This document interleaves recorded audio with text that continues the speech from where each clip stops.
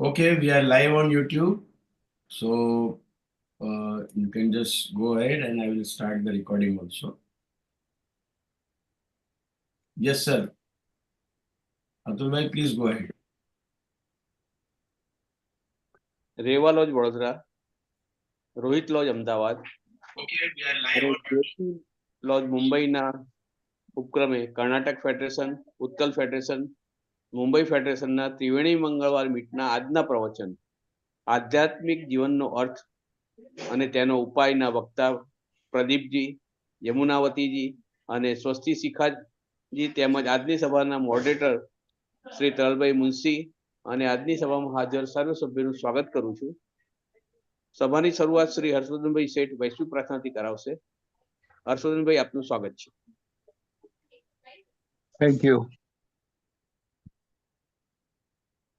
Oh, hidden life, vibrant in every atom. Oh, hidden life, vibrant in every atom. Oh, hidden light, shining in every creature. Oh, hidden light, shining in every creature. Oh, hidden love, embracing all in oneness. Oh, hidden love, embracing all in oneness. Each who feels himself as one with thee. May each who know feels he is himself also as one with thee. One with you. Know he is also one with every other.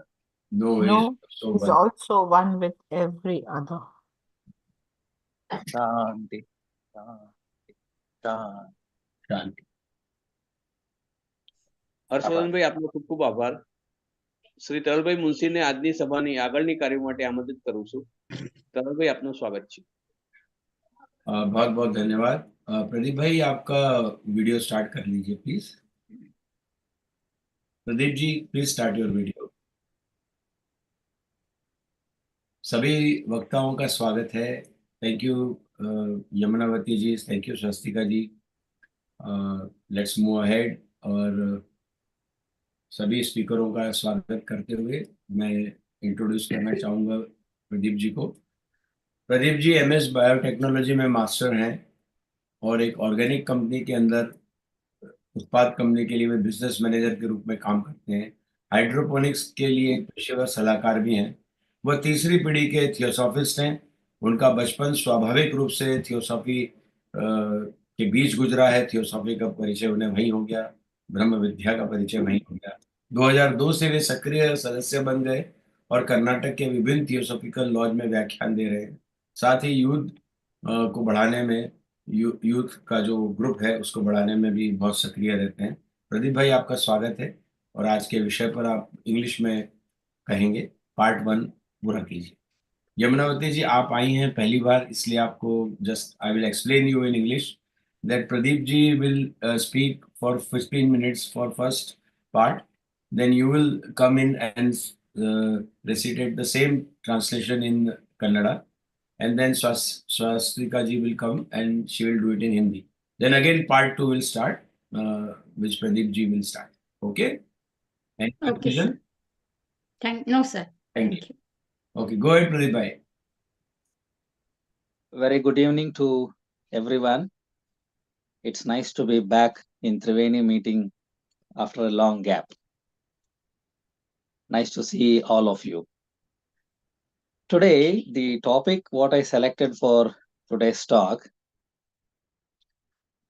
it's a wonderful pamphlet published from Adyar in the year 1916. Just calculate how many years back. 1916. And this pamphlet is an article by Dr. Annie Besant. Now, why did I select such an old article by Dr. Annie Besant? The first sentence of the pamphlet, the first sentence of the article, that instigated me to read this, first of all, to understand each and every word what Dr. Annie Besant is saying. And that makes me more and more enthusiastic to share with everyone. So I think I'm speaking about this pamphlet for the third time. I spoke about this long back in English and just 2 days back in Kannada in Bangalore. And today I'm again speaking this in English. What is the first sentence? Just look at this sentence. We constantly hear people speaking of spirit and soul as though they are interchangeable words. Don't we hear? Have we not come across this? And we also make this mistake. We have made this mistake. We use the word spirit and soul as though they are interchangeable, as though they are two different words for a same entity. And Madam Besant continues saying, unless we understand the distinction between these words, we cannot understand the real meaning of spiritual life. So the topic of my talk today is the meaning and method of spiritual life. And the first sentence, Madam, is asking us, do we consider these words spirit and soul as one? Have we not considered? Have we not used these two words however we want? Interchangeable words, as if they are interchangeable words. But the heart of this article is to teach what is spiritual life, the real meaning of spiritual life, and the method. So both meaning and method of spiritual life. In the first part of my speech, I will only deal with the meaning of spiritual life. And in the second part, let's deal with the methods. So to understand the real meaning of spiritual life, one has to clearly understand the distinction between spirit and soul. She says, spirit is restricted to that divine in man that manifests on the highest planes, and that is distinguished by its consciousness of unity. We all have been listening to this, we have accepted this dogma, we have no doubts in this concept that every human being has a divine aspect within him. There is divinity in every human being. However he may appear outside, whatever may be his behavior outside, but there is divinity in every human being, a divine aspect that we have accepted. We don't have any doubts in that. And we are not restricted only for human beings.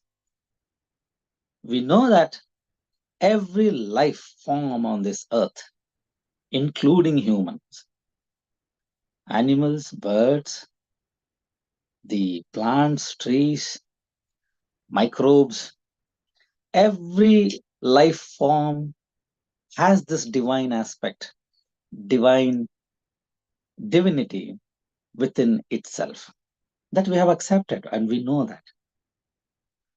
Going further, we also know not only the life forms, but every form which may appear lifeless to you has life inside and has divinity inside, that is still in the early stages of evolution.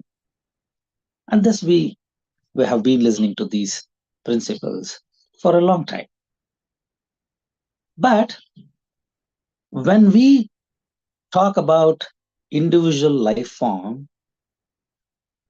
not at the highest planes, but at the lower planes, below the intellect, below the plane of intellect, buddhi, what we call, buddhi deha or buddhi, below, from that on, below, when we talk about an individual, once we pass from spiritual into the intellect level, we find ourselves in the midst of separation.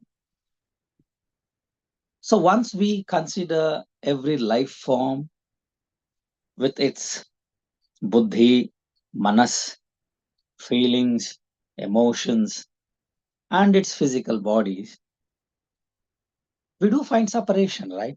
Separation starts from there. So therefore, individual soul, when you call an individual soul, is often said to be the very principle of the separateness. So soul, when you use the word soul, it is confined to that form, to that life form or any form, physical form, or in which it is residing, in which it is living. So soul is the very principle of that separateness,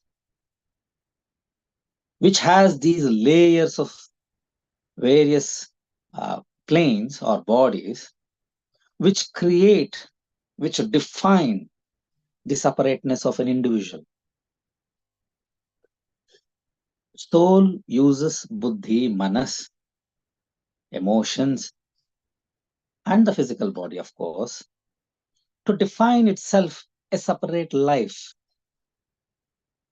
So as the intellectual nature keeps growing, we become more and more conscious of the separateness. And this is sometimes called the I-ness in man. I-ness, or a simple word, aham. What we use, aham, the I-ness. So as the intellectual nature of the man or any life form grows, the sense of separateness is being created. Soul is the very principle of the separateness. And then rise all our ideas as separate existence, separate property, separate gains, separate losses, everything. Whatever we call me and mine,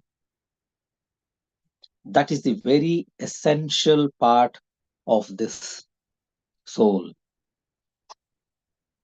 For where the intellect sees I and mine, the spirit sees unity and non-separateness. This is her statement. So where the intellect, which is the vehicle of soul, where it sees I and mine, but the spirit, the divine nature that resides in every life form, that sees unity and non-separateness. So at the same time, at any given point of time, there are both these concepts that reside in a life form. That is very clear. The concept of soul, along with its bodies, layers, or planes, whatever you call, which defines the separateness, which defines a separate life for every life form. Simultaneously, there is this divine entity, this divinity, which is called spirit, which sees unity, which has no separateness, which sees this non-separateness in every life form. It is up to us what we are trying to identify ourselves, whether we identify ourselves with these nature of human, which is the very essential of separateness, or whether we identify ourselves with that divinity, which is the principle of unity, where the intellect strives to develop itself and assert itself as separate. So intellect is not something stagnant. It is developing. It is trying. And all the planes below intellect, they are developing. They are striving to define their separateness. The spirit sees itself in all things and regards all forms as equally its own. So that divine concept or the divine aspect in every human or every life form no matter how much these lower planes or the intellect and other planes keep asserting themselves, keep growing and asserting themselves, the individuality, the separateness, spirit never stops from seeing that unity and considering every life form as its own.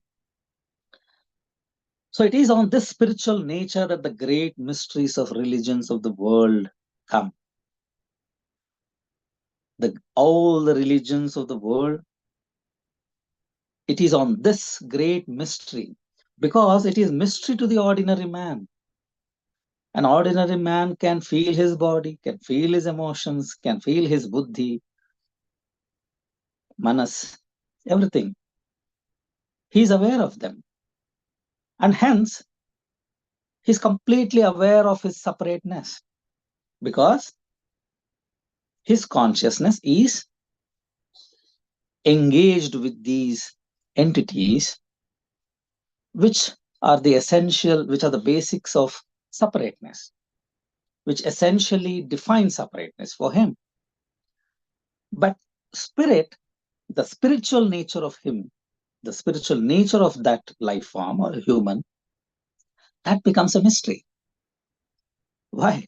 Because he has never identified himself. He has never raised his level of consciousness to that spiritual nature. And that remains a mystery for every human.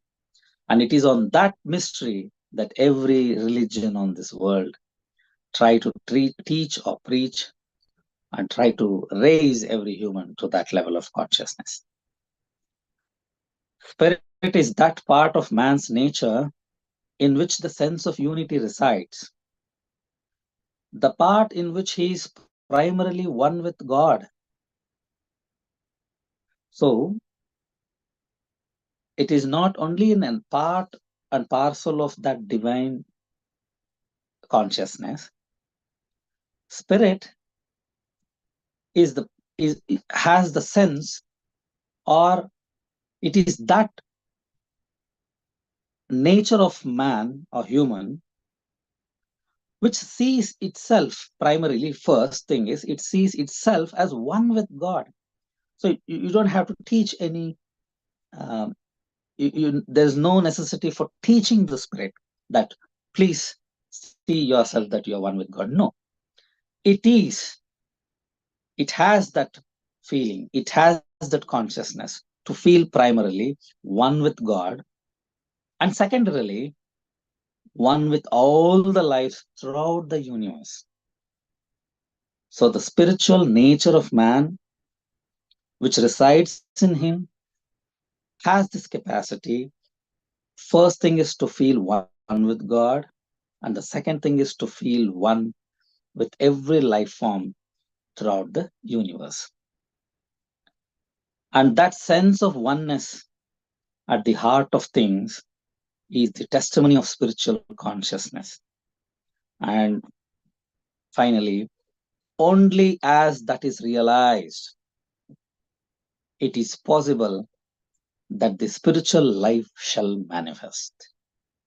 So only when we realize that spiritual nature which resides in each one of us, which is defined by the oneness, which is defined by the non-separateness, which primarily feels one with God, and only when that aspect that resides in each one of us is being realized, once we are aware of it, or in other terms, once we raise our consciousness to that level of spirit, only then the spiritual life shall manifest. Only then we can say, we can have no doubt that we are leading a spiritual life.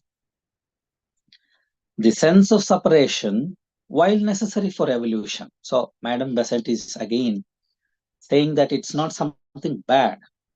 When you say the sense of separation, when you say that the soul, through its vehicles, through its various lower planes, strive to define separateness, strive to grow and define its separateness, it's not something bad. It's a part of life. It's necessary for evolution.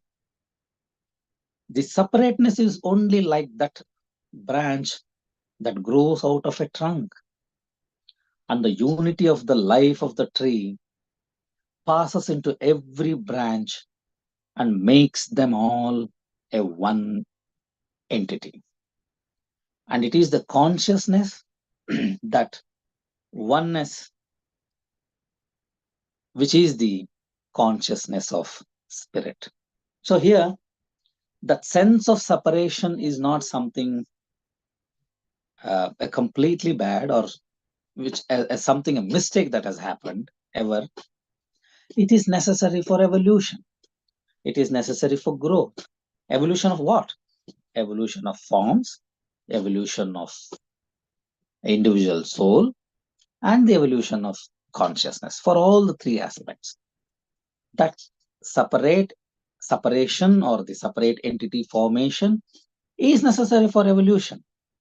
But it is just like the branches that comes out of a single trunk, and the spirit is that oneness that flows through this trunk to every branch. Despite all separation of the intellect and of various bodies, the heart of our nature is divine. That is the great reality on which all the beauty and power of human life depend.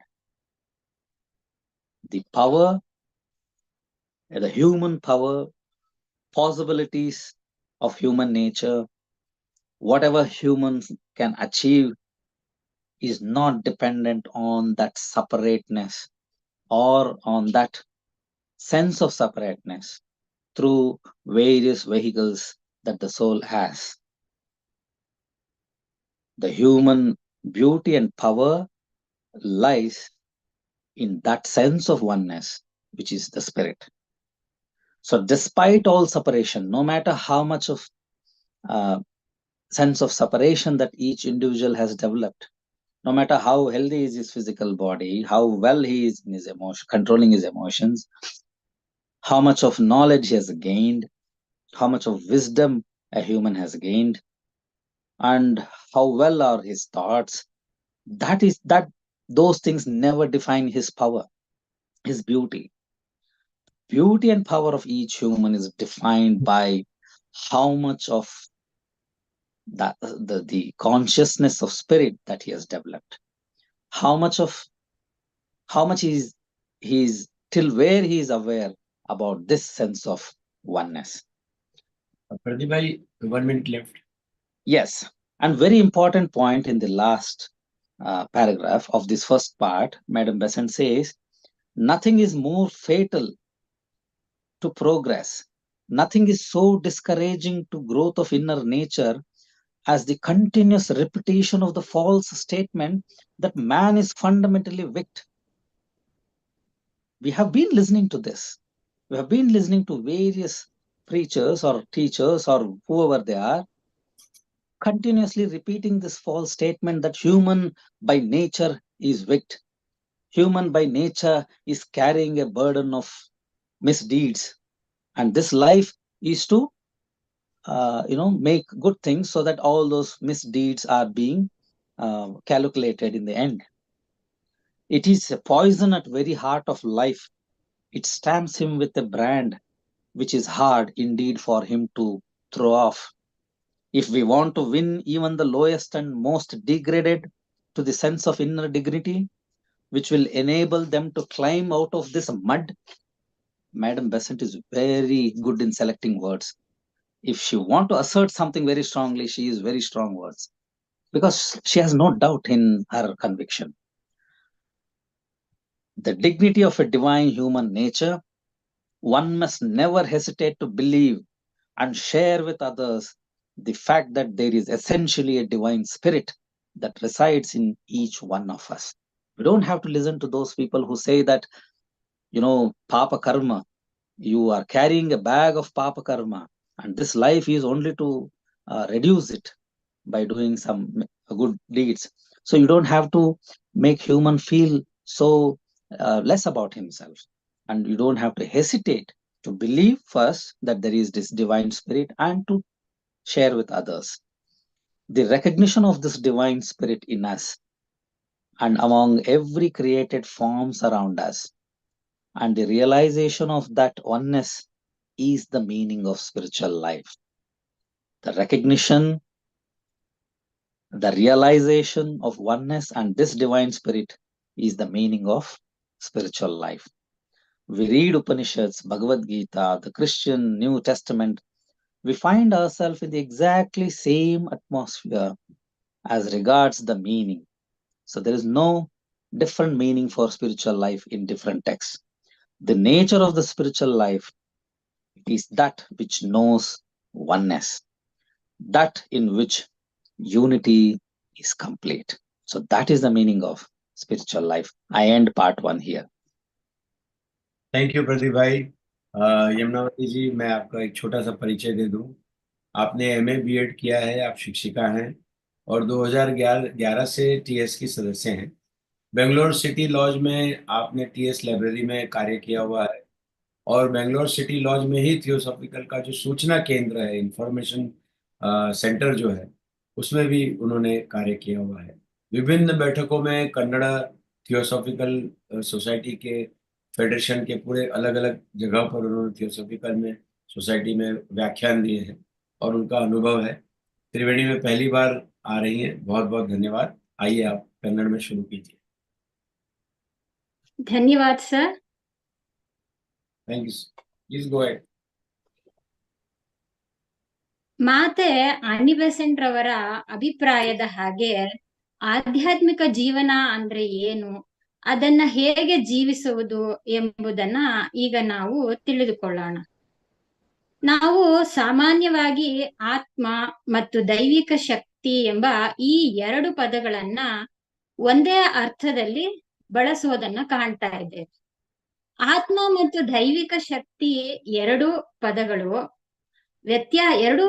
ವ್ಯತ್ಯಾಸವನ್ನ ತಿಳಿದಾಗ ಆಧ್ಯಾತ್ಮ ಜೀವನ ಅಂದ್ರೆ ಏನು, ಅದನ್ನ ಹೇಗೆ ಜೀವಿಸಬೇಕು ಅನ್ನೋದು ಅರ್ಥವಾಗುತ್ತೆ ಅಂತ ಡಾಕ್ಟರ್ ಆನಿ ಬೆಸೆಂಟ್ ರವರು ಹೇಳ್ತಾರೆ. ದೈವಿಕ ಶಕ್ತಿ ಅನ್ನೋದು ಮನುಷ್ಯನ ಉನ್ನತ ದೇಹದಲ್ಲಿ ಪ್ರಕಟವಾಗುವ ಚೈತನ್ಯ. ಇದರ ಲಕ್ಷಣ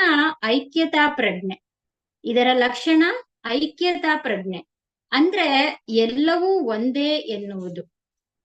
ಉನ್ನತ ಮಟ್ಟದ ಪ್ರಜ್ಞೆಯಿಂದ ನಮ್ಮ ಬುದ್ಧಿಮಟ್ಟ ಇದಕ್ಕಿಂತ ಕೆಳಗಿನ ಮಟ್ಟಗಳಾದ ಮನಸ್ಸು, ಭಾವನೆ, ಸ್ಥೂಲ ದೇಹದ ಹಂತಗಳ ಪ್ರಜ್ಞೆಯಿಂದ ನೋಡಿದ್ರೆ ನಾವು ಇತರೆ ಜೀವಿಗಳಿಗಿಂತ ಪ್ರತ್ಯೇಕವಾಗಿರುವುದನ್ನ ಕಾಣ್ತೇವೆ.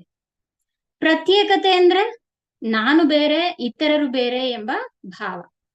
ಆದ್ದರಿಂದ ಆತ್ಮ ಪ್ರತ್ಯೇಕತೆಯನ್ನ ಸೂಚಿಸಿದರೆ ದೈವಿಕ ಶಕ್ತಿ ಐಕ್ಯತೆಯನ್ನ ಸೂಚಿಸುತ್ತೆ. ಪ್ರತ್ಯೇಕ ಆತ್ಮ ಪ್ರಜ್ಞೆ ಬೆಳವಣಿಗೆ ಆದಂತೆಲ್ಲ ನಾನು, ನನ್ನದು ಎಂಬ ಭಾವನೆಗಳೇ ಮುಂದೆ ಬಂದು ಇತರರಿಗಿಂತ ತಾನು ಬೇರೆ ಎಂಬ ಭಾವನೆಗಳನ್ನ ಮೂಡಿಸುತ್ತೆ. ಉದಾಹರಣೆಗೆ ಪ್ರತ್ಯೇಕ ಜೀವನ, ವ್ಯವಹಾರ, ವಸ್ತುಗಳು, ಲಾಭ ನಷ್ಟಗಳು, ಹೀಗೆ ಎಲ್ಲವೂ ಭಿನ್ನತೆಯಿಂದ ಕೂಡಿರುತ್ತೆ.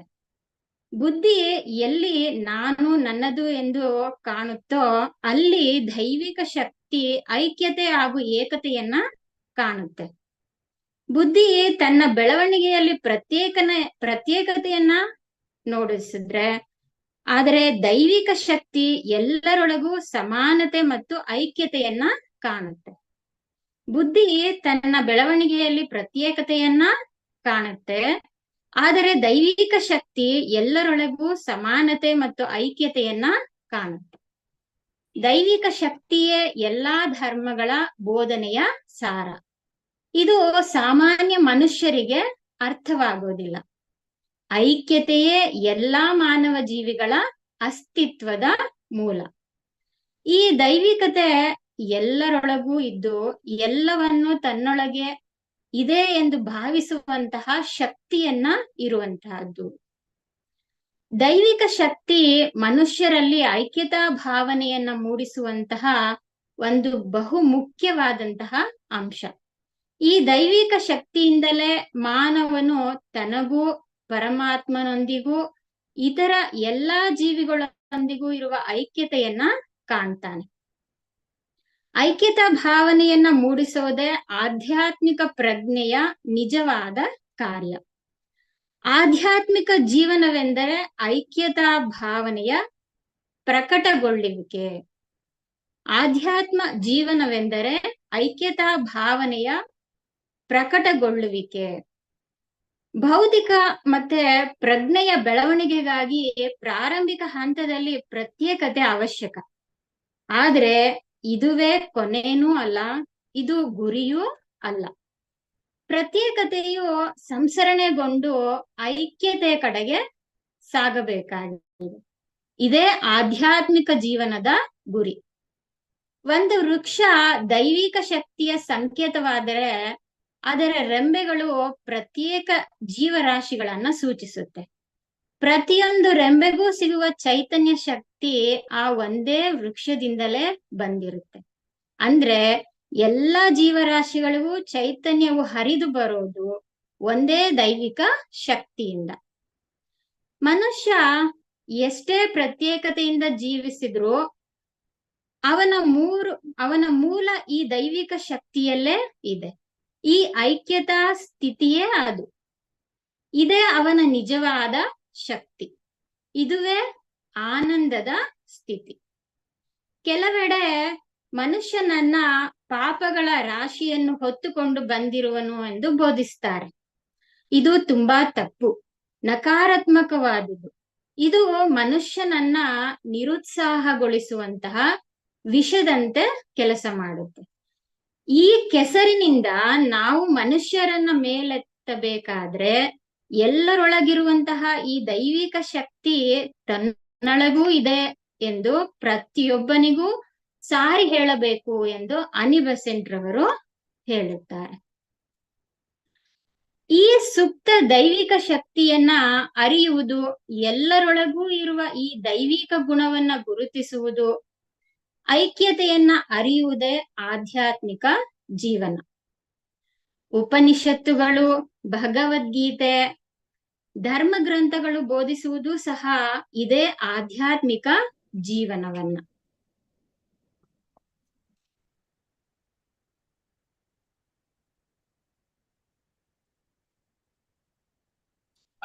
I think part 1 is over. ಇಲ್ಲಿಗೆ ಮೊದಲನೇ ಭಾಗ ಮುಕ್ತಾಯವಾಗುತ್ತೆ. ಇದರ ಸಾರಾಂಶ ದೈವಿಕ ಶಕ್ತಿಯೊಂದಿದೆ ಅನ್ನೋದನ್ನ ತಿಳಿಯೋದು, ಅದು ಎಲ್ಲರ ಇರುವಿಕೆಗೆ ಕಾರಣವಾಗಿದೆ ಅನ್ನೋದನ್ನ ಅರಿಯೋದು, ಅದನ್ನ ನಾವು ಹೇಗೆ ತಿಳಿದುಕೊಳ್ಳೋದು ಮತ್ತು ಅದು ಇತರಲ್ಲೂ ಇರುವುದನ್ನ ಕಂಡುಕೊಳ್ಳೋದೇ ಆಧ್ಯಾತ್ಮಿಕ ಜೀವನ ಅನ್ನುವುದರ ಅರ್ಥ. ಇಲ್ಲಿಗೆ ಭಾಗ 1 ಮುಕ್ತಾಯಗೊಳಿಸ್ತಾ ಇದ್ದೇನೆ. Thank you so much, Yamunavati ji. और I will introduce the next speaker. स्वास्तिशिखा जी महापात्रा, आपका स्वागत है। बीए मैकेनिकल इंजीनियर में इन्होंने बीटेक किया है और बैंकिंग और फाइनेंस में मास्टर्स किया है।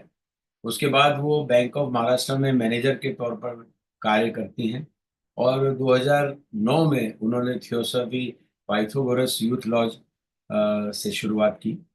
वे मितालिनी जी और प्रदीप महापात्रा से काफ़ी करीब हैं और उनसे प्रभावित होकर ही उन्होंने थियोसॉफी ज्वाइन की। आपका स्वागत है। हिंदी में आप आज के विषय का पहले 15 मिनट में कहिए। धन्यवाद। धन्यवाद सर। सबको मेरा नमस्ते। आज जो हमारा टॉपिक है the meaning and method of spiritual life. Spiritual life का मतलब क्या है और इसको हम लोग कैसे अचीव कर सकते हैं या स्पिरिचुअल लाइफ में हम लोग कैसे प्रोग्रेस कर सकते हैं। तो ये हम लोगों के मन में स्पिरिचुअल वर्ड को लेके बहुत सारा कंफ्यूजन और डिस्कशंस हम लोग करते रहते हैं। और ये जो टॉपिक है उसकी शुरुआत हम लोग स्पिरिट एंड सोल, स्पिरिट और सोल के बीच में क्या डिफरेंस है या ये सेम है, इसके डिस्कशन से हम लोग स्टार्ट करेंगे। तो यहाँ पे बता रहे हैं कि हम लोग ऐसे बोलते हैं कि स्पिरिट और सोल जो है वो इंटरचेंजेबल है। इसका मतलब ये है कि ये हम लोग एक दूसरे की जगह पे यूज कर सकते हैं। ये दो नेम्स या नोमेनक्लेचर है, लेकिन एक ही चीज का रिफ्लेक्शन है। जैसे कि एक एग्जांपल हम लोग लेते हैं, हम लोग चांद को देखते हैं रात में, तो चांद हमको, उसको हम लोग चांद बोलते हैं, लेकिन अब चांद को अगर वो पानी में देखते हैं तो उसकी रिफ्लेक्शन बोलते हैं। लेकिन वो चांद और ये चांद दोनों सेम ही है, लेकिन रिफ्लेक्शन बदल जाता है। तो सोल आता है हमारा जो इंडिविजुअल या इंटेलेक्चुअल लेवल पे, और स्पिरिट है हायर प्लेन्स में। और ये हायर प्लेन्स में स्पिरिट मैनिफेस्ट होता है, और ये इसका जो कॉन्शियसनेस है वो यूनिटी के माध्यम से प्रकाशित होता है। तो स्पिरिट का जो की नोट है वो है यूनिटी या यूनिटी ऑफ लाइफ जिसको हम लोग बोलते हैं। और जब उसके नीचे नीचे हम लोग आते हैं तो इसका डिवीजन स्टार्ट होता है। तो जब हम स्पिरिचुअल से इंटेलेक्चुअल पे जाते हैं तब वो सेपरेशन हो जाता है यूनिटी से, और जिसको हम लोग या तो इंडिविजुअलिटी या पर्सनैलिटी लेवल पे कहते हैं। तो यहाँ पे इसका प्रिंसिपल सोल होता है। इंटेलेक्चुअल लेवल पे सोल प्रिंसिपल है, लेकिन जब हायर लेवल पे स्पिरिट है। तो जब सेपरेट हो जाता है, जब जैसे कि कुछ मेन चैनल से जैसे पानी सब चैनल में जाता है, ऐसे जब सेपरेट हो जाता है तब हमारा अहम डेवलप होता है लोअर लेवल पे। लोअर लेवल पे मतलब या तो मतलब जो हमारा पर्सनालिटी है या हमारा मानस शरीर है, एस्ट्रल बॉडी है या फिजिकल बॉडी है, वो फॉर्म में हमारा ईगो डेवलप होता है, आई या अहम भाव डेवलप होता है। और अहम भाव वहां पे जब सेपरेशन होता है यहाँ पे बढ़ जाता है। जैसे कि मेरे मन में आता है मैं, मेरा प्रॉपर्टी, मेरा फायदा, मेरा नुकसान, तो हर चीज में हम लोग मैं करते रहते हैं और ईगो और अहम डेवलप होता है। तो इंटेलेक्ट जो है ये स्पिरिट का ही पार्ट है, लेकिन इसमें ये स्पिरिट के जो मतलब स्पिरिट के नेचर से एकदम अलग है। कैसे? जो स्पिरिट का नेचर है वो यूनिटी को रिफ्लेक्ट करती है। जो मेरे में है वो सब में है, जो सब में है वो मेरे में है। और जो इंटेलेक्ट है वो मैं और मेरा मतलब अहम को रिफ्लेक्ट करती है। और इसमें स्पिरिट में कोई सेपरेशन नहीं है, नॉन सेपरेटेड है ये। और जो अहम है वो सेपरेट है। तो स्पिरिट इंसान का वो नेचर है जिसमें यूनिटी बसा हुआ है, जैसे हम लोग पढ़ते हैं, जैसे कि जो कि भगवान के साथ में एक है। और सारी जो लिविंग बींग्स है, जो क्रीचर्स है, जो एनिमल्स है, प्लांट्स है, जिसको हम समझ सकते हैं और जिसको समझ भी नहीं सकते हैं, उसके साथ में स्पिरिट एकाकार है, यूनिटी फॉर्म में है, प्रेजेंट है। तो ये जो वननेस है, ये जो एकाकार का जो भावना है, इसको हम लोगों को मतलब ये हम लोगों को कुछ डेवलप नहीं करना है, ये हम लोगों को रियलाइज करना है। वो ऑलरेडी है, ऑलरेडी प्रीवियसली है, अभी भी है, लेकिन हम लोगों को ये रियलाइजेशन नहीं हुआ है, तो इसीलिए हमको इसका समझ नहीं आता है। और हमारा ये इसको हम लोगों को रियलाइज करना है, और रियलाइज करके इसके माध्यम से हम अपना स्पिरिचुअल डेवलपमेंट को हम लोगों को अचीव करना है, या स्पिरिचुअल पाथ में हम लोगों को प्रोग्रेस करना है। तो ये जो सेंस ऑफ सेपरेटेडनेस आता है, सेपरेशन आता है, जैसे अनिबेशन जी ने बताया है, सेंस ऑफ सेपरेशन इवोल्यूशन के लिए जरूरी है। हम यही सोचते हैं ना सेपरेटनेस की क्या जरूरी है, वो बोल रहे हैं ये बहुत जरूरी है। ये कोई मिस्टेक नहीं है, ये कोई गलती नहीं है। इवोल्यूशन प्रोसेस में आगे बढ़ने के लिए हमारे लिए ये बहुत जरूरी है। और ये सेपरेटनेस के वजह से ही हम लोगों को मतलब एक्सपीरियंस होती है, और ये एक्सपीरियंस प्लेसेस लेके हम लोग आगे बढ़ते हैं, हमारे ग्रोथ होती है। तो सेपरेशन को यहाँ पे एक एग्जाम्पल के तौर पे बता रहे हैं। जैसे कोई शाखा है जो कि ब्रांच से, पेड़ से निकला हुआ है, कोई ब्रांच है पेड़ का, लेकिन जो यूनिटी ऑफ लाइफ है वो हर जगह पे मौजूद है, हर एक ब्रांच में वो मौजूद है, और वो सबको वननेस के मंत्रा में बांध के रखा है। तो जो छोटा पार्ट है वो सेपरेटनेस है, जो हर जगह में हर कण में भरा हुआ है वो यूनिटी है, वो स्पिरिट है।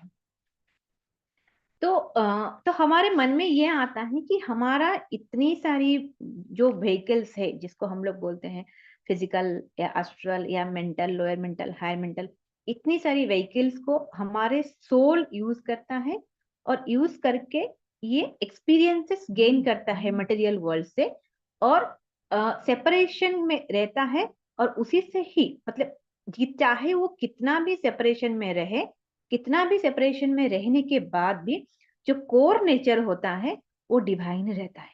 मतलब कोर नेचर में कोई परिवर्तन नहीं है, वो डिवाइन है, वो शाश्वत है और वो चेंज नहीं हो सकता है। लेकिन ये जो लाइफ्स और जो डिफरेंट डिफरेंट व्हीकल्स हम लोग यूज करते हैं या हमारी आत्मा यूज करती है करके वो डिफरेंट एक्सपीरियंसेस गेन करती है डिफरेंट डिफरेंट लाइफ के माध्यम से। और ये हर एक लाइफ में उसके ऊपर पूरा हमारा लाइफ डिपेंड करता है और ये उसका ब्यूटी है, मतलब ह्यूमन इवोल्यूशन का ही ये ब्यूटी है। तो हम लोगों को सुनने में आता है कि इंसान पापों का बोझ लेके चलता है या पापों का भारा लेके चलता है और कुछ मतलब कुछ गुड कर्मा करना पड़ता है हम लोगों को उसको रिड्यूस करने के लिए। लेकिन ये पूरी तरह से सच नहीं है। हमारा जो कोर नेचर है, जैसे हमने डिस्कशन किया, वो डिवाइन है। तो गलत मतलब उसमें कुछ गलत नहीं रहता है, सिर्फ हमको एक्सपीरियंसेस गेन करने के लिए हम लोग ये लाइफ में आते हैं और एक्सपीरियंसेस गेन करके हम लोग जाते हैं। तो ये हम लोग चाहे भगवत गीता में देखें या कोई भी उपनिषद में देखें, सब में एक ही चीज बताया गया है कि जो एकता है या एकत्व भाव है, वननेस है, वही स्पिरिचुअल लाइफ है। और अल्टीमेटली या फाइनली हम लोगों को ये रियलाइज करना है। अब मेरा फर्स्ट पार्ट यहीं पे खत्म हुआ। Thank you ji, thank you so much. Pradeep भाई, आपका वीडियो ऑन कीजिए।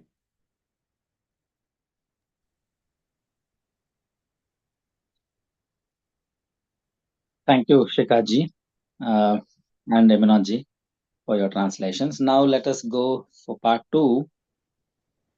Now let us understand the method of spiritual life, the method of unfolding the spiritual life.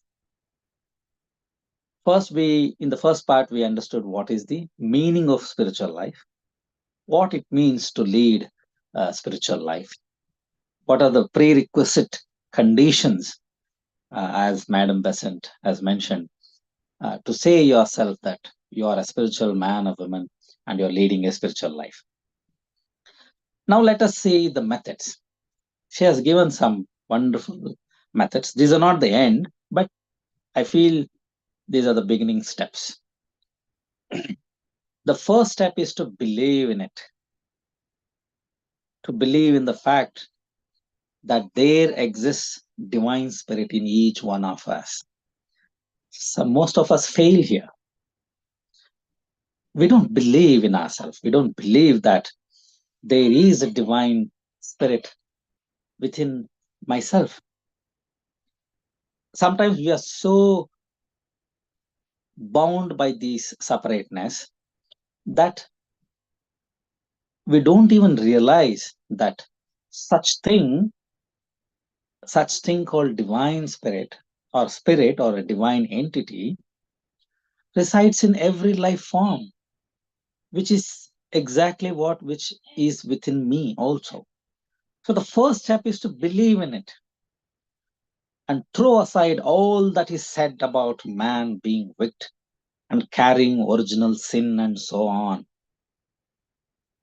We have to discard this idea. Whoever has put into our heads that man is basically wicked, he is carrying original sin, a burden of original sin, and so on. Madam Besant says there is no original sin, but only ignorance. There is no original sin that we are carrying, but only ignorance into which we are all born.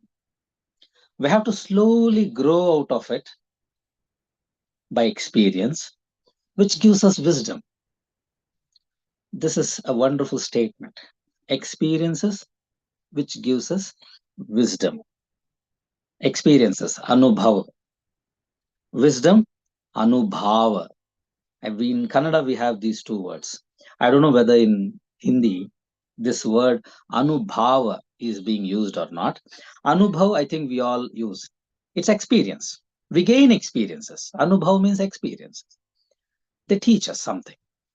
Anubhav is that wisdom that we gather from all the teachings.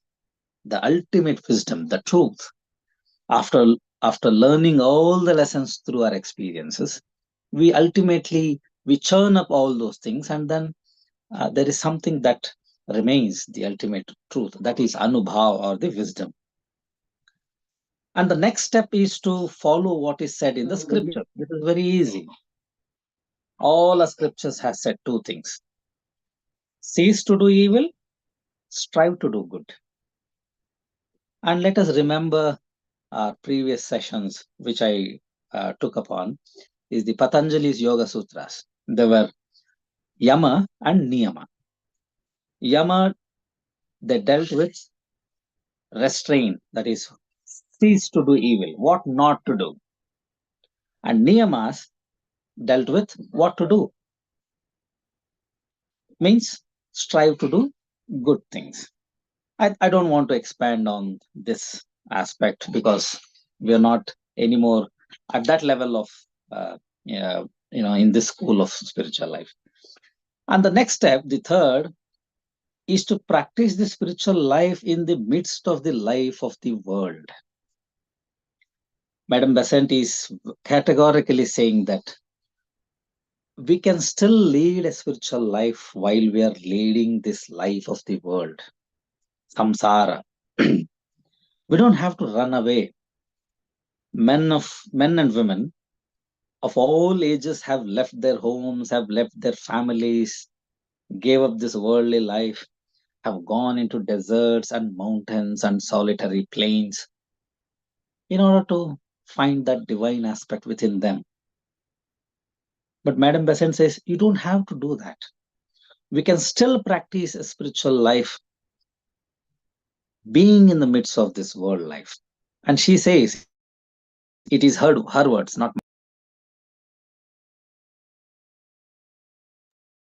आप mute हो गए हैं प्रदीप भाई.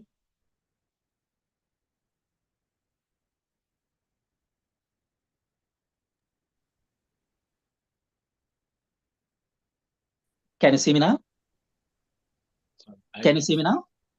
Yeah. Yes. I'm sorry for the disturbance.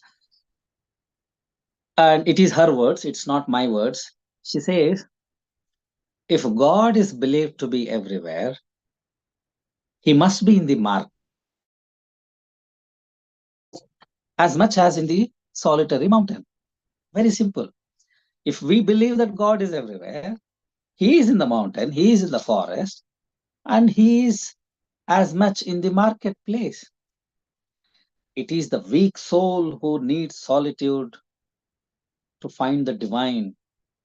It is that weak soul, someone who is very weak, who needs lack of disturbance, and who has to go away, far away from the people to find the divine soul.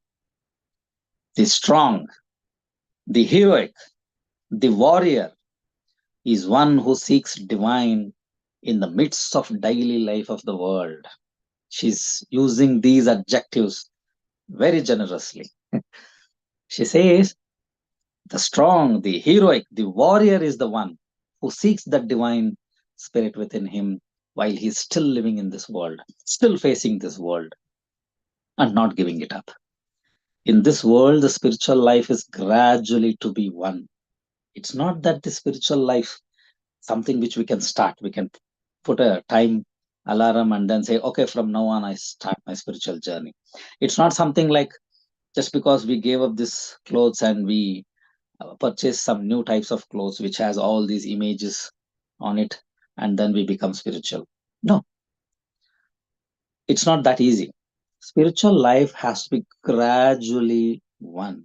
We need to win the spiritual life gradually. It's not a sudden change.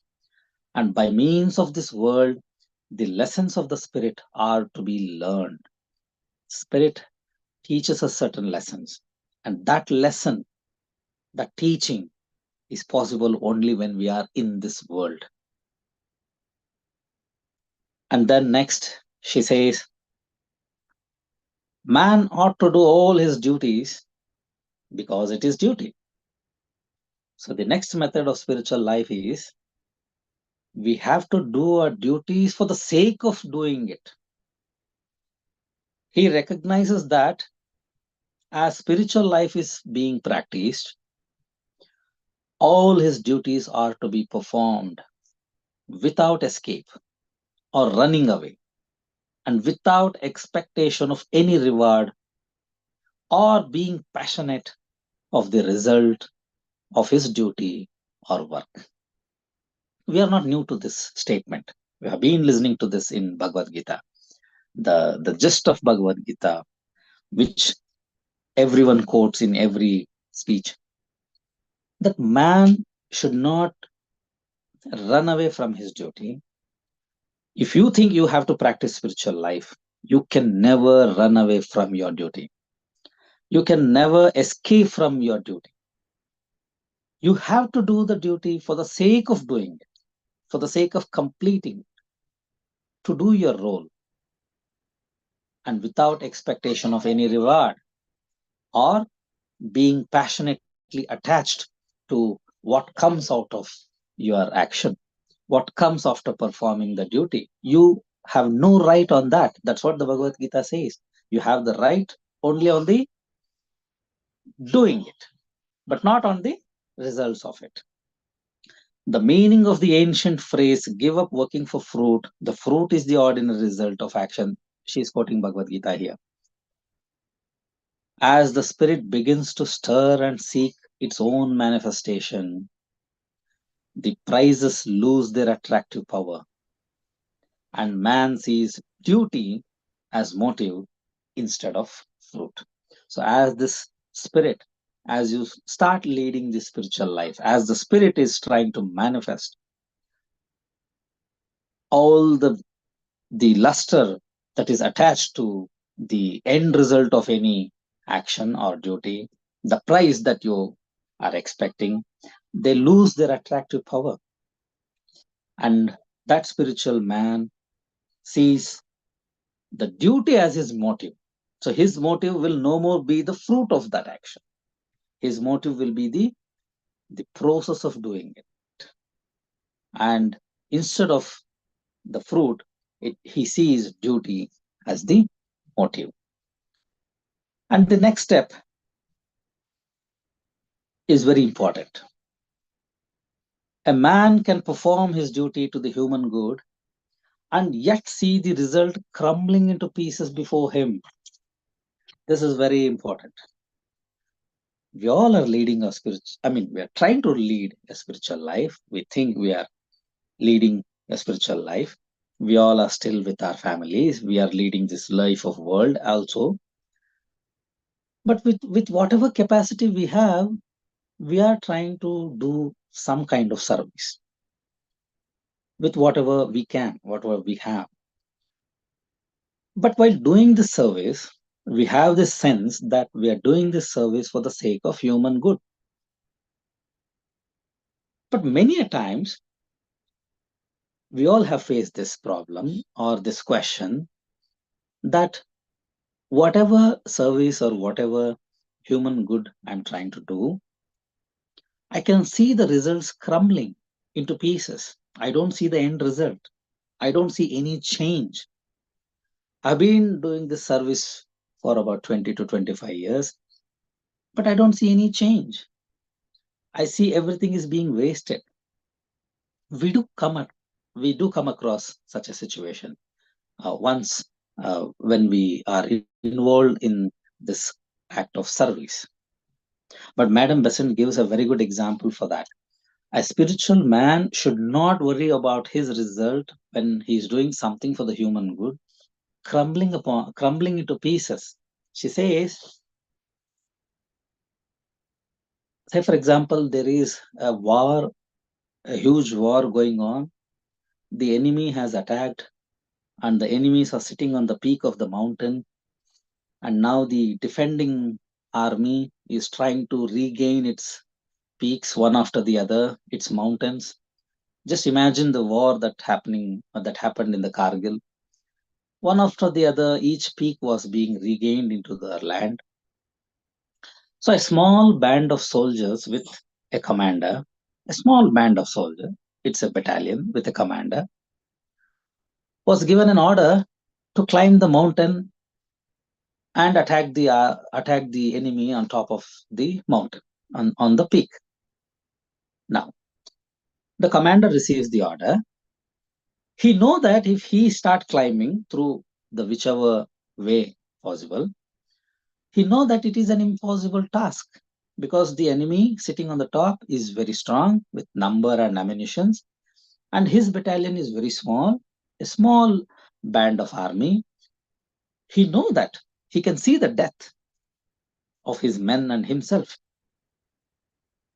but he is trained to follow whatever instructions he is being given. Why? Because he is aware that the chief of the army is having a bigger plan. And according to that bigger plan, this is just a small move by the chief, and he is ought to do his duty. He know that he fails. He know that his men will die. He know that he will be attacked. But he still follows the instructions and he takes his men and he climbs the mountain. And then what happened when the enemy on the peak is focusing on this small band of army, when they are fighting with them, when they're engaged with them, the chief has sent some other bands of armies to climb the mountain through some other route and then kill the army. And the war was won and the peak was won. But now, standing or think from the point of view of this commander who took this small battalion, knowing that he is going to die, knowing that his men are going to die, knowing that it's an impossible task to climb the mountain and face the army. But why did he still do? Why did he still follow the order? Because he is aware of the bigger plan. For him, this small battle of his personal gain or his personal ambition of winning to kill the enemy is not important. To win the war for his army, the entire country, to win the war is important for him. So a spiritual person, that is the highest order of spiritual life, he who knows the greater divine plan and who is never afraid of failure in his personal efforts for human good. These are Madame Besant's words.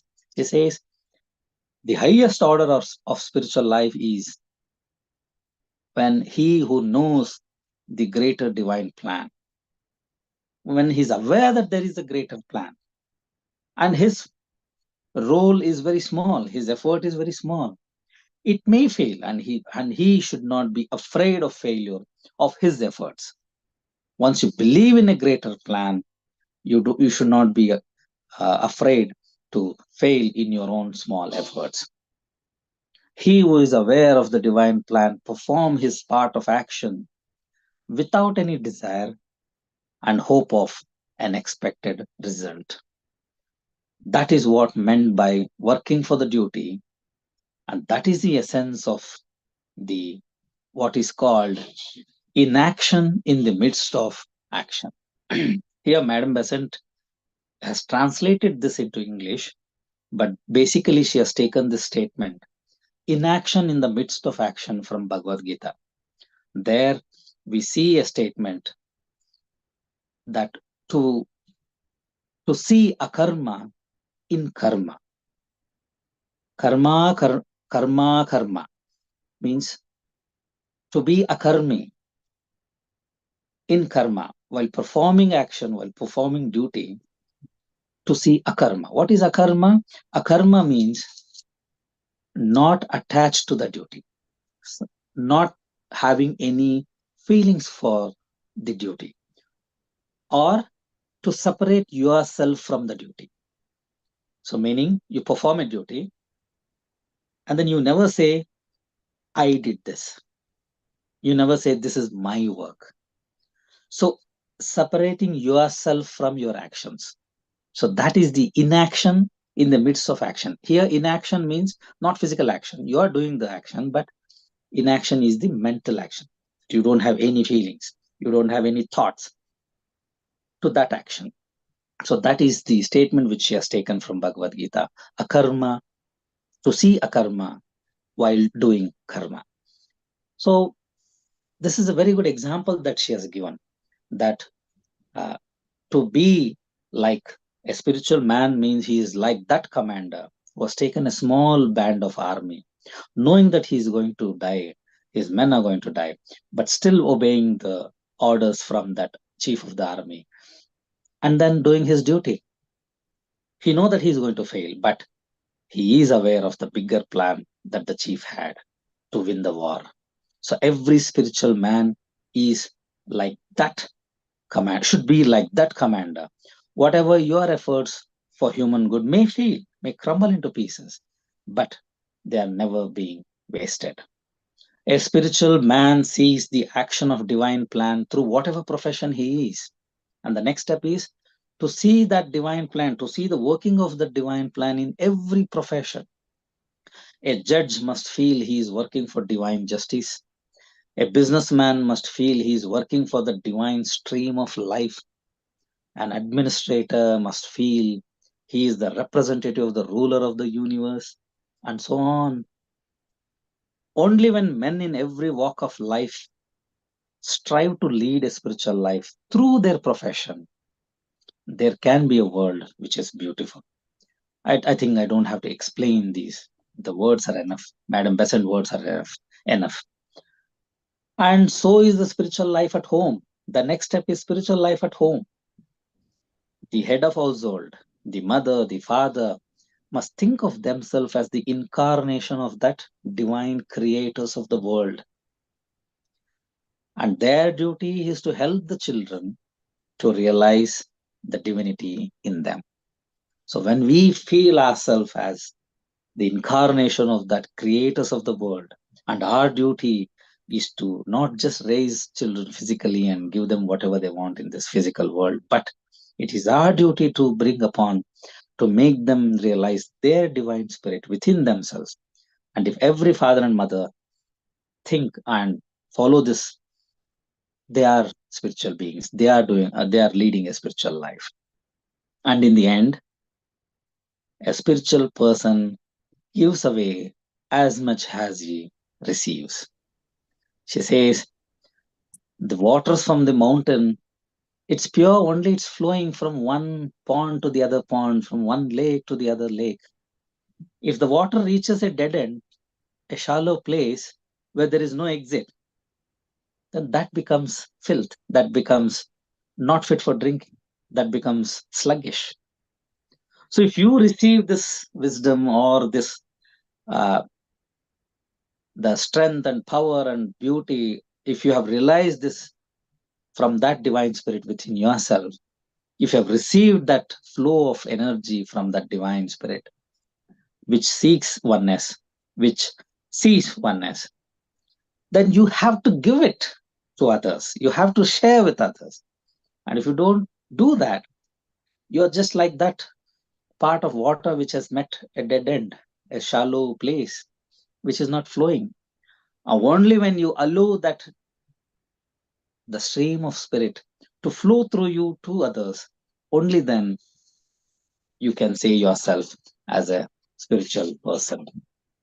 He who gives away all that he has received from the higher self to others and help them realize the divine, remain pure in the journey of the spiritual life. These are Madam Besant words. I end here. Thank you, Pradeep ji, so much. And Yamunavati ji, please go ahead with your version. Thank you.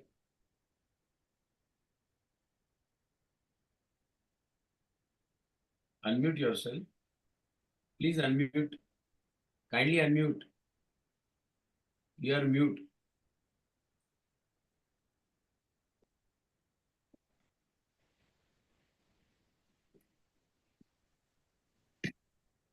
Hello? Yeah. Yes. Go ahead. Yes, sir. ಆಧ್ಯಾತ್ಮಿಕ ಜೀವನದ ಅರ್ಥವನ್ನ ನಾವು ಮೊದಲನೇ ಭಾಗದಲ್ಲಿ ತಿಳಿದುಕೊಂಡ್ವಿ. ದೈವಿಕ ಶಕ್ತಿ ಒಂದಿದೆ, ಅದು ಎಲ್ಲರ ಇರುವಿಕೆಗೆ ಕಾರಣವಾಗಿದೆ.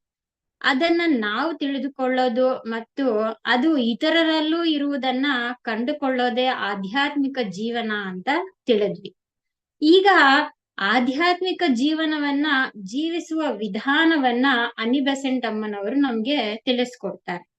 ಮೊದಲನೇದಾಗಿ ನಮ್ಮೊಳಗೆ ದೈವಿಕ ಶಕ್ತಿಯು ಇದೆ ಎಂದು ನಾವು ದೃಢವಾಗಿ ನಂಬುವುದು, ಅದನ್ನ ಅರಿಯುವ ಪ್ರಯತ್ನವನ್ನ ಮಾಡೋದು, ಅದು ಪ್ರಕಟಗೊಳ್ಳೋದಕ್ಕೆ ಅವಕಾಶವನ್ನ ಮಾಡಿಕೊಡೋದು. ನಂತರ ಮನುಷ್ಯನ ಮೂಲತಃ ಪಾಪದ ಮೂಟೆ ಹೊತ್ತು ಬಂದಿರುವವನು ಎನ್ನುವಂತಹ ಖಿನ್ನತಾ ಭಾವನೆಯನ್ನ ಬದಿಗೆ ಹೊತ್ತಬೇಕು. ಅದನ್ನ ನಮ್ಮ ಮನಸ್ಸಿನಿಂದ ಕಿತ್ತು ಒಗಿಬೇಕು. ನಾವು ನಿಜವಾಗಿ ಹೊತ್ತಿರುವುದು ಪಾಪದ ಮೂಟೆ ಅಲ್ಲ, ಅಜ್ಞಾನದ ಮೂಟೆ ಅಂತ ತಿಳ್ಕೊಳ್ಬೇಕು. ನಾವು ನಿಜವಾಗಿ ಹೊತ್ತಿರುವುದು ಪಾಪದ ಮೂಟೆಯಲ್ಲ, ಅಜ್ಞಾನದ ಮೂಟೆ. ಈ ಅಜ್ಞಾನದೊಳಗೆ ನಾವು ಜನ್ಮವನ್ನ ತೆಗೆದುಕೊಂಡಿದ್ದೇವೆ. ಇದರಿಂದ ನಿಧಾನವಾಗಿ ಅನುಭವಗಳನ್ನ ಪಡೆದು ಅನುಭಾವವನ್ನ ಸಾಧಿಸಿ ಹೊರಗೆ ಬರ್ಬೇಕಾಗಿದೆ. ಮನುಷ್ಯನು ತನ್ನಲ್ಲಿರುವ ದೈವಿಕ ಶಕ್ತಿಯನ್ನ ಅರಿತಾಗ ಇದನ್ನ ಸಾಧಿಸಬಹುದು.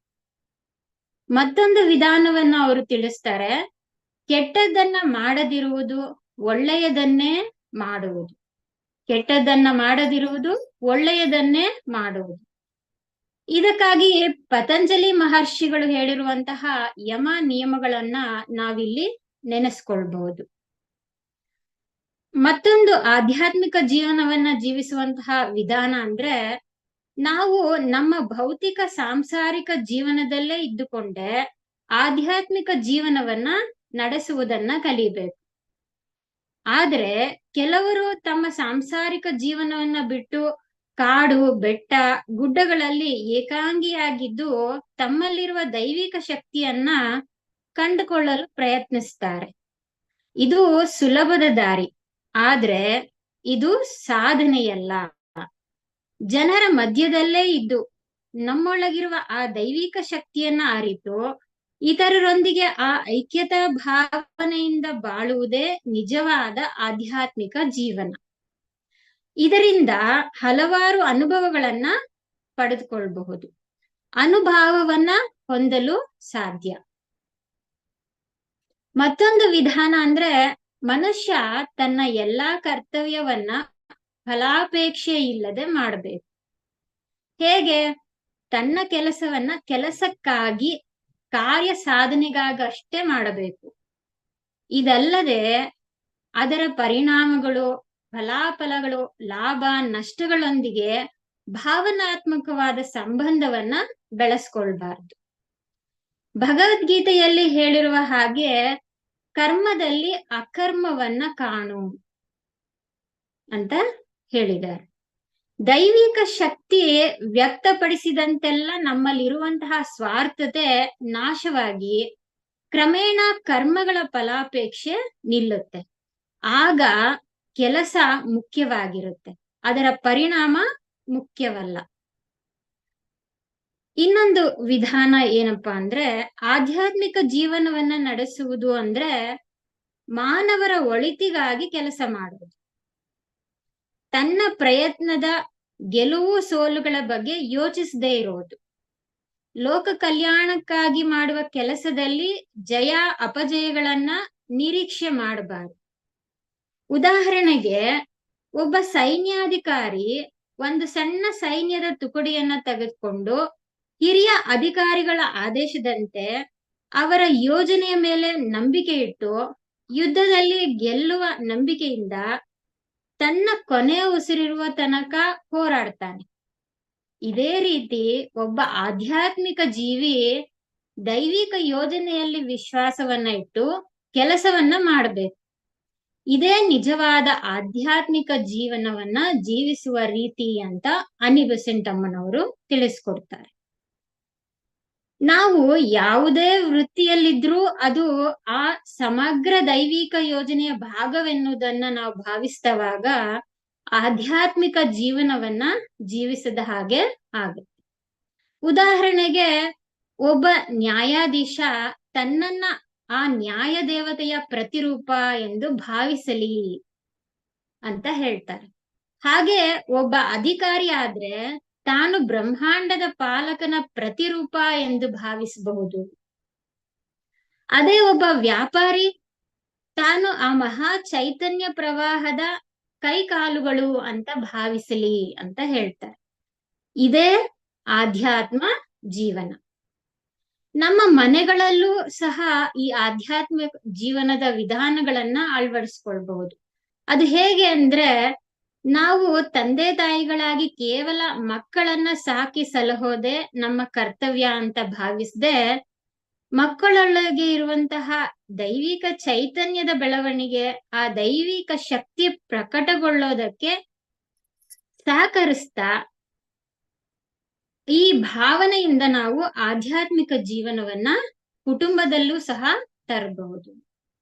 ಕೊನೆಯದಾಗಿ, ಜೀವನದಿಂದ ನಾವು ಪಡೆದಂತಹ ಅನುಭವಗಳನ್ನ ಇತರರೊಂದಿಗೆ ಹಂಚಿಕೊಂಡು ಇತರರಿಗೂ ಅದರಲ್ಲಿರುವ ದೈವಿಕ ಶಕ್ತಿಯನ್ನ ಗುರುತಿಸಿಕೊಳ್ಳೋದಕ್ಕೆ ಪ್ರೇರೇಪಿಸೋದೇ ಆಧ್ಯಾತ್ಮಿಕ ಜೀವನ. ತಾನು ಪಡೆದದ್ದನ್ನು ಇತರರಿಗೆ ಕೊಡುತ್ತಾ ಮುಂದೆ ಸಾಗುವವನೇ ನಿಜವಾದ ಆಧ್ಯಾತ್ಮಿಕ ಜೀವಿ ಅನ್ನೋ ಈ ಬಹಳ ಮುಖ್ಯವಾದ ವಾಕ್ಯದಿಂದ ಅನಿ ಬೆಸೆಂಟ್ ರವರು ಈ ಒಂದು ನಮಗೆ ನೀಡುತ್ತಿರುವಂತಹ ಉಪದೇಶವನ್ನ ಕೊನೆಗೊಳಿಸ್ತಾರೆ. ತಾನು ಪಡೆದದ್ದನ್ನು ಇತರರಿಗೆ ಕೊಡುತ್ತಾ ಮುಂದೆ ಸಾಗುವವನೇ ನಿಜವಾದ ಆಧ್ಯಾತ್ಮಿಕ ಜೀವಿ. ಈ ಎಲ್ಲ ವಿಧಾನಗಳನ್ನ ನಾವು ನಮ್ಮ ಜೀವನದಲ್ಲಿ ಅಳವಡಿಸಿಕೊಂಡು ಒಂದು ಆಧ್ಯಾತ್ಮಿಕ ಜೀವನವನ್ನ ಸಾರ್ಥಕವಾಗಿ ಬೆಳೆಸ್ಕೊಳ್ಳೋಣ ಅಂತ ಹೇಳ್ತಾ ಈ 2ನೇ ಭಾಗವನ್ನ ಮುಗಿಸ್ತಾ ಇದ್ದೀನಿ. ಧನ್ಯವಾದಗಳು.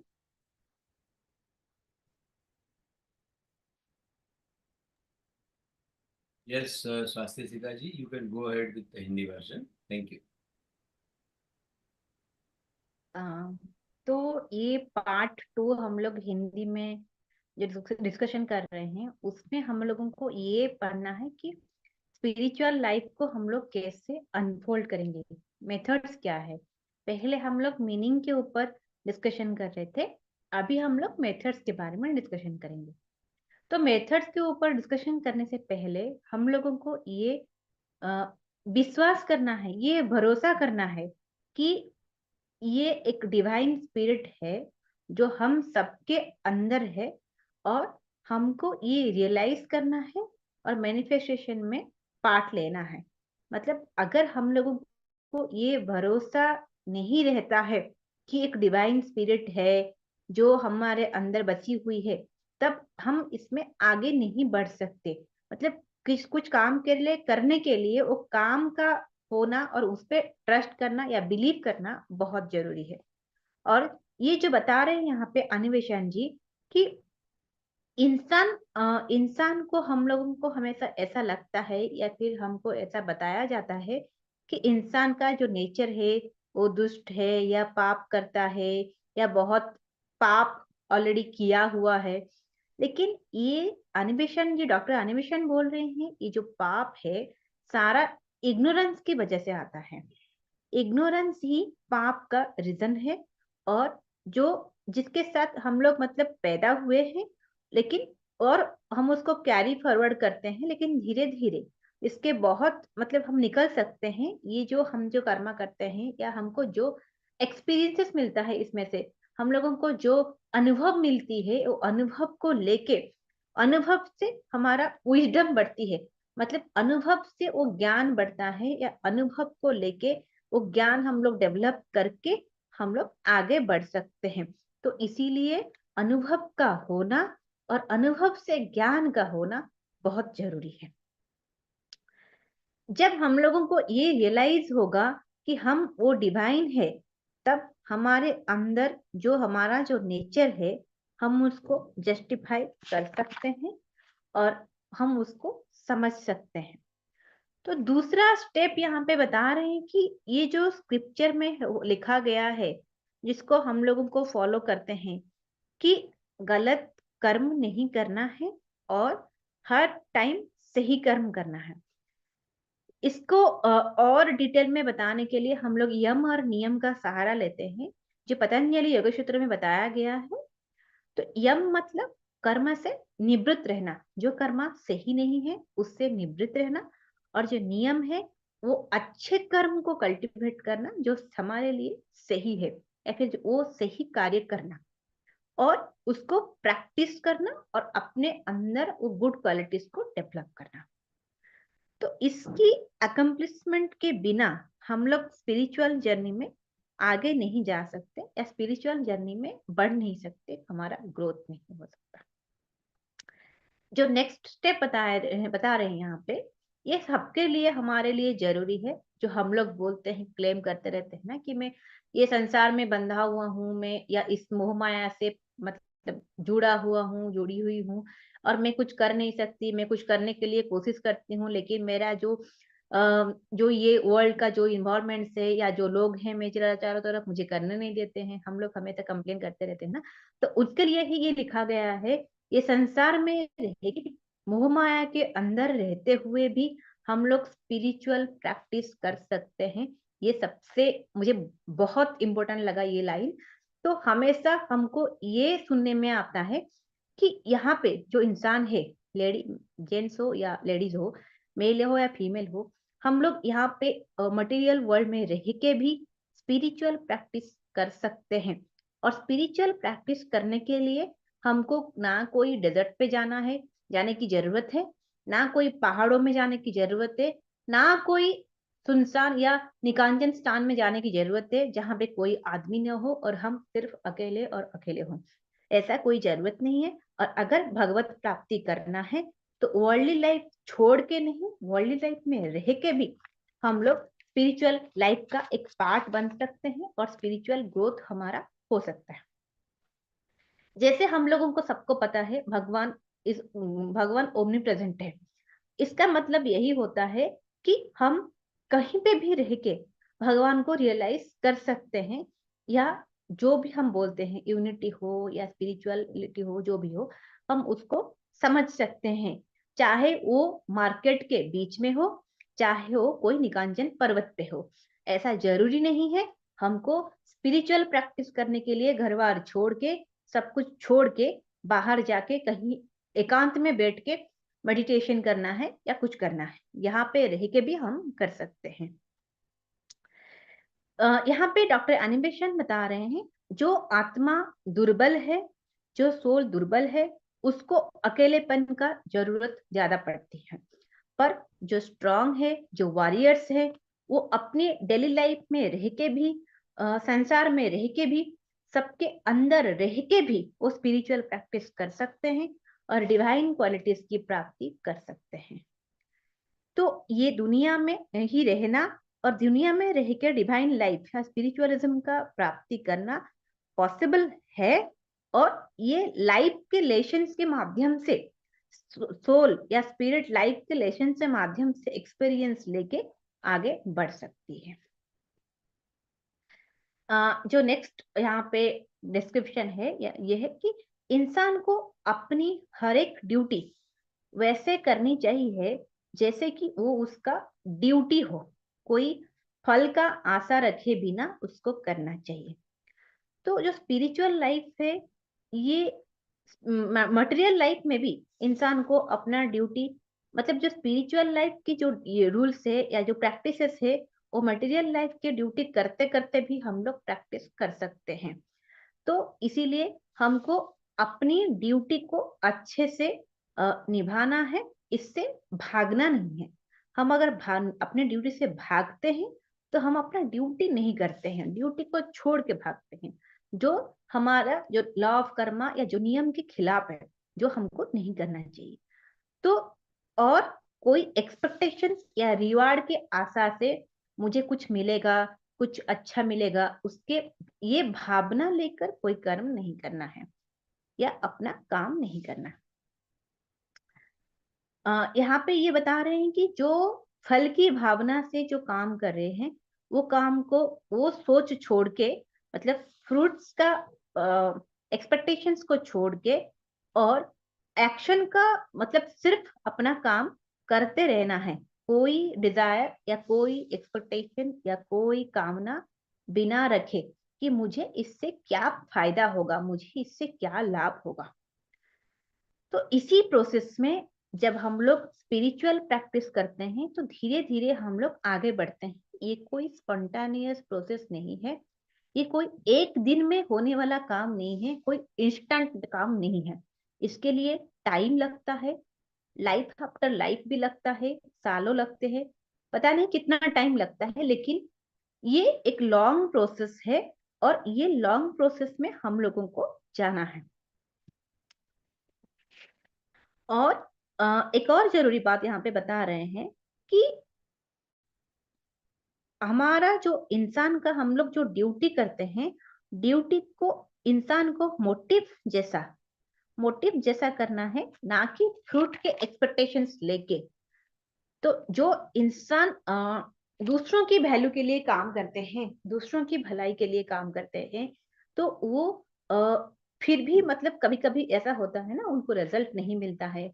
हम सोचते हैं हमने तो इतना काम किया, इतना साल किया, इतना अच्छा काम किया, पर कुछ रिजल्ट नहीं मिला, कुछ फायदा नहीं हुआ। तो हम वही सोचते हैं, यही सोचते रहते हैं, लेकिन ये बोलते हैं उसका रिजल्ट अभी आपको नहीं मिल रहा है, लेकिन इसका मतलब ये नहीं है कि उससे कुछ फायदा नहीं हुआ है, या उससे कुछ प्रोग्रेस नहीं हुआ है, या उससे कुछ डिफरेंस नहीं हुआ है।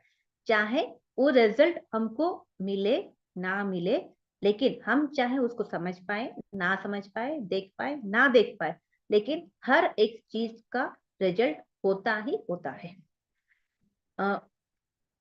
तो इंसान को कभी भी अपना एफर्ट्स इसके चक्कर में मिस नहीं करना है, और अपना इंसान को अपना एफर्ट्स देते रहना है। यहाँ पे एक अच्छा एग्जांपल दे रहे हैं डॉक्टर अनिल जी। बोल रहे हैं कि जैसे एक सोल्जर्स का एक एनिमी अटैक हो रहा था एक जगह पे पहाड़ के ऊपर, तो वहां पे वो एनिमी सराउंड कर गई थी। तो एक जो डिफेंडिंग टीम थी, डिफेंडिंग ग्रुप थे, वहां पे एक कमांडर को नियुक्त किया जाता है कि अपना एक सोल्जर का टोकरी लेके या एक बटालियन लेके वहां पे जाके उनको रोकने के लिए, एनिमी को रोकने के लिए। तो वो जब निकलते हैं तब उनके दिमाग में ये नहीं आता कि एनिमी के कंपैरिजन में मेरा जो बटालियन है या मेरा जो नंबर ऑफ मेन है या मेरा जो फोर्सेस है वो कम है, शायद ये लोग मारे जाएंगे या शायद मैं भी मारा जाऊंगा। लेकिन ये उनको पता है रिजल्ट कुछ भी हो सकता है, लेकिन मुझे ऊपर से ये ऑर्डर मिला है कि मुझे वहां पे जाना है और ये काम मुझे करना है। और उनको ये भी पता है ये काम के पीछे उनके जो सुपीरियर है उनका इंटेंशन कुछ और है, वो कहीं कहीं और से जाके उनको प्रोटेक्ट करने वाले हैं, एनिमी से फाइट करके उनको हराने वाले हैं, उनका वो मोटिव है। तो जब इनको पता है कि ये काम के पीछे, मेरे ये एफर्ट के पीछे कुछ और मोटिव है, और एंड ऑफ द रिजल्ट जो है वो सबका टीम का जीत है, अगर इनको ये समझ में आएगा, मतलब उनको ये पता है। पर हम लोगों को कभी कभी बैक ऑफ द माइंड या बैक ऑफ द प्रोसेस क्या हो रहा है हमको पता नहीं लगता है। हम वो छोटे छोटे मतलब कमांडर जैसा या सोल्जर जैसा सोचते हैं कि अरे मेरे पास तो उतना पावर नहीं है, मैं तो मारा जाऊंगा, मैं कैसे आगे बढ़ सकता हूँ, हम लोग यही सोचते रहते हैं। लेकिन जो डिवाइन प्लान है शायद ये हमको पता नहीं है, ये हमारे अच्छे के लिए है, चाहे रिजल्ट तुरंत मिले या ना मिले। तो हमको यहाँ पे बिना एक्सपेक्टेशंस के काम करना है और डिवाइन प्लान में अपने आप को शामिल करना है।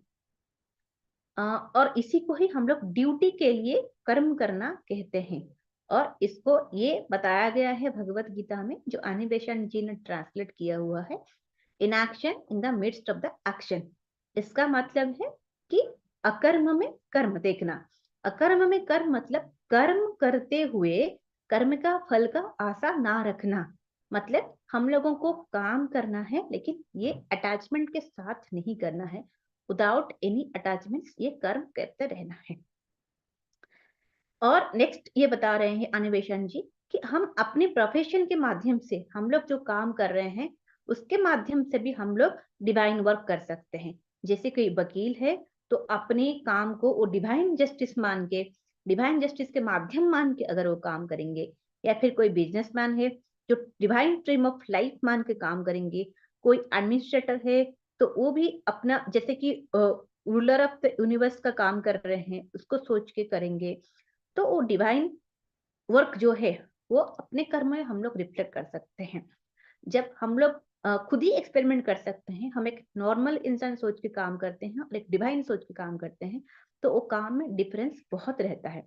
क्योंकि जब हम डिवाइन मान के काम करते हैं तो वो काम को हम लोग सच्ची श्रद्धा से और 100% अपना देके करते हैं। और ये हम लोग अपने घर से भी इसकी शुरुआत कर सकते हैं। जैसे हमारे घर के कोई हाउस हेड है, फादर है, मदर है, तो अपने बच्चों को अगर वो भगवान जी का इनकारनेशन मान के काम करेंगे तो अपना वर्ल्डली लाइफ का भी ड्यूटी वो बहुत अच्छे से निभा सकते हैं। वो अपने बच्चों को स्पिरिचुअल नॉलेज या स्पिरिचुअल गेन्स के बारे में बता सकते हैं, उनको वो नॉलेज दे सकते हैं। खाली उनको नॉर्मली आउटवर्डली ग्रो नहीं, वो लोग इनवर्डली भी ग्रो कर सकते हैं। तो अंत में मैं ये कहना चाहूंगी कि कोई इंसान जो स्पिरिचुअल पर्सन है उसको जितना भी मिलता है, चाहे वो नॉलेज हो, विजडम हो और जो भी हो, उसको दूसरों से बांटनी चाहिए और दूसरों के बीच में उसको स्प्रेड करनी चाहिए। और स्प्रेड करने से जैसे पानी झरना से मतलब पहाड़ से झरती है और फिर उसका प्रवाह कम हो जाती है, लेकिन फिर जब भी वो जाके कोई पॉन्ड या लेक में जाती है तो वो पानी वो उतना ही प्योर रहती है। तो जब हम लोग दूसरों के डेवलपमेंट्स में या दूसरों के बीच में ये ज्ञान को स्प्रेड करते हैं, ये ज्ञान और भी पावरफुल हो जाता है और ये हमारे साथ साथ दूसरों का भी भला करता है। मैं इतना कह के अपना वक्त को अंत करती हूँ। Thank you so much. बहुत बढ़िया तरीके से स्वास्तिका जी आपने हिंदी में किया, यमुनावती जी आपने भाषा में किया, वो कन्नड़ में बहुत ही शानदार रहा। और जैसा कि होता है, before we go to the people who are present for any questions और any addition on the subject, any of you can wish to add something, you can add. Swastika video on रखिए थोड़ी देर। Yes, you want to add something Pradeep? Well, because lack of time, I skipped a part. So if possible, I'll add here. Okay. Madam Besant, what she mean by saying, cease to do evil and strive to do good. I I missed that part because of time.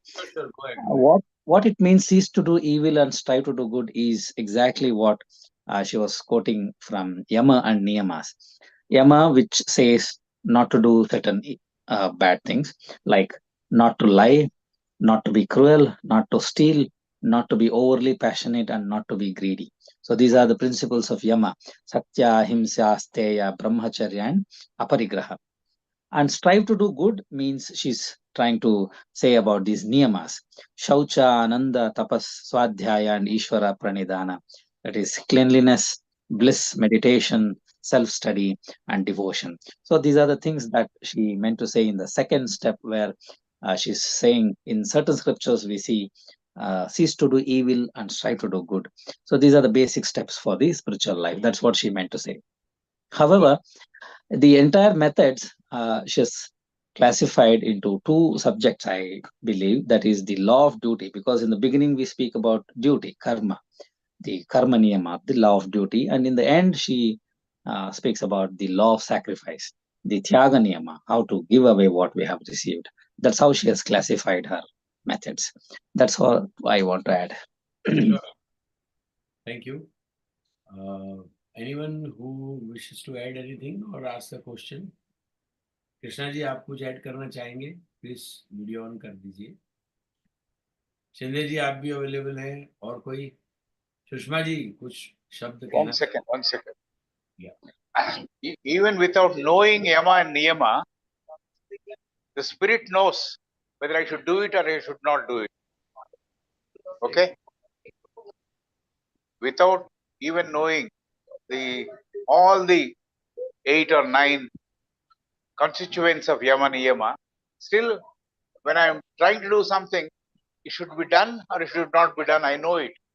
I simply go through with it because my spirit is dead at that point of time. Spirit is not active at that point of time. My other element with which I am functioning, that is working. So I move forward to work with that sort of a activity. So I think we also have to think in terms of the universal spirit and the individual spirit. Universal spirit is something where we are all part of, not only human beings, as Pradeep said, everything else we see, even the grain of sand or a blade of grass, everything is part of that, and everything has got its purpose. And we should be aware of what each particular life is all about. So when we realize that, and when we say, yes, there is something called oneness, which is felt in the heart, not in the text, not by reading, not by understanding literally, but I understand it internally. And then I think, yes, you are living a spiritual life. Thank you, sir.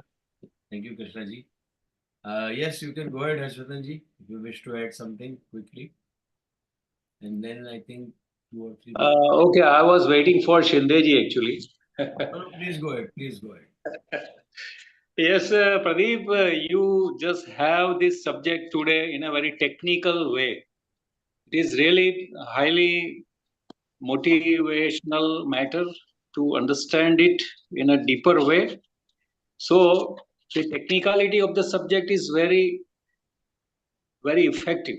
The way that we have as our understanding deepens in the particular matter, what is the separateness? When we have the separateness as our spatial understanding and thinking, we come closer to the sense of certain kind of degree where we are totally involved. If there is the sense of separateness, it means we are involved somewhere. If we are in the world and we are not still in the world, the same matter goes on like that. What the maxim has action in the inaction.